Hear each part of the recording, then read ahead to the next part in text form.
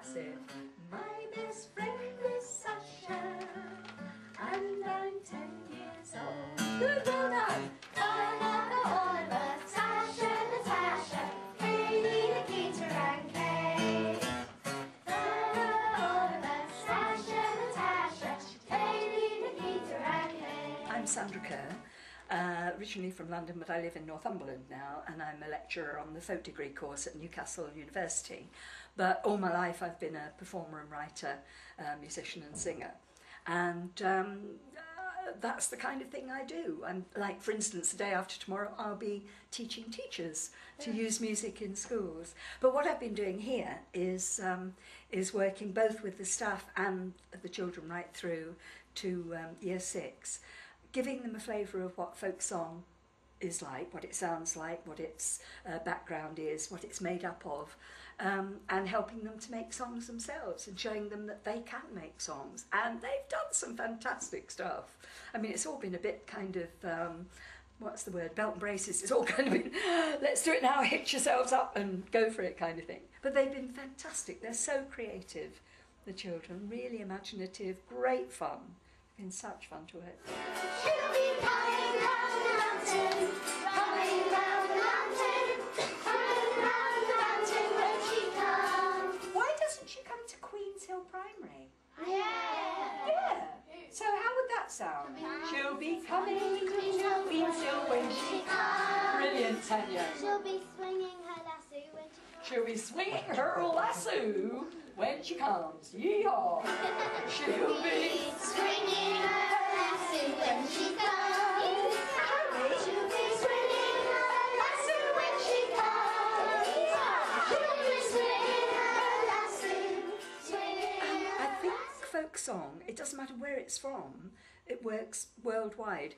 A folk song actually brings people together in a kind of common identity, and I think that's immensely important. I think it's increasingly important in our society, which more and more seems to not know where it's going or who people are, and I think it's really important. I think probably the other thing is for perhaps English children, it's quite important to recognise that folk identity, because other cultures, quite rightly and you know, very respectfully, seem to have a very clear identity. The Scots do, the Irish do, you know, and people who've come to live here, Polish, doesn't matter what they are, have a clear identity. And I think it's important for English children to have that too, to respect their own folk culture, as well as other people's.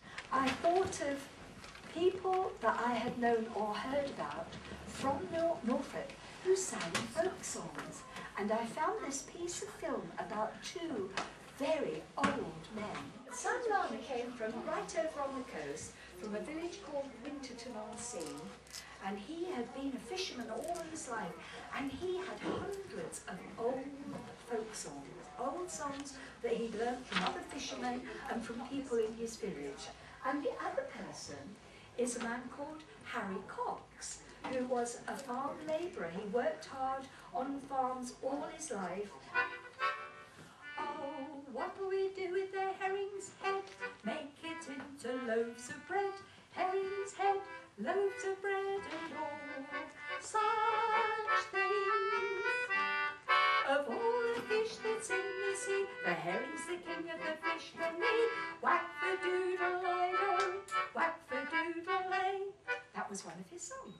The rest of that, it's one of those songs that gets longer and longer and longer, and every bit of the herring has to have a rhyme.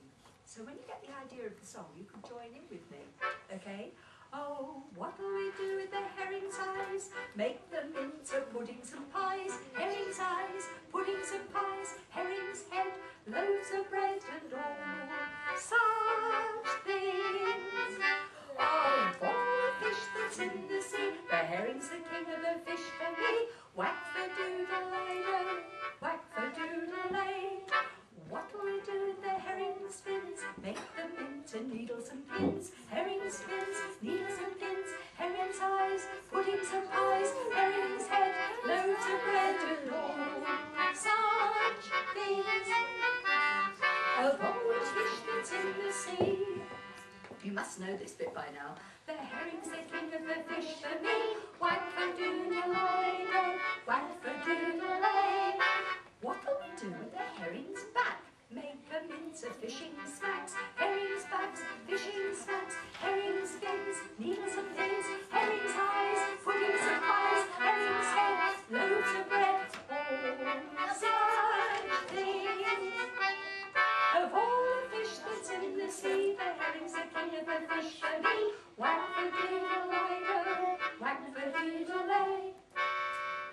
children here know much about their backgrounds or the sort of history of folk songs? I get the impression they weren't complete novices at this. You know, they're intelligent children, and they responded very well, and they did, you know, offer bits of information about their background and so on. I think you get a very odd feeling, really. There's something called the folk memory, and sometimes they heard songs I was singing and thought they knew them. They didn't know. Oh, the chances are they didn't know them, but because they're so accessible, it felt like they did, you know. So it's really exciting to see that happen, the way they just kind of go, yeah, I can do that. You know, it's for everybody. I'll join in that whether I know it or not. It's fantastic. Today, the children in my class have been learning traditional folk songs, and they've been making their own music up based on those traditions. Sandra came in with a selection of musical instruments. They've had a go at playing some of them. It's something that we'll be carrying on with in our topic in music, based on traditional folk, but also making our own words to go with those traditional songs. Say goodbye, goodbye, say goodbye.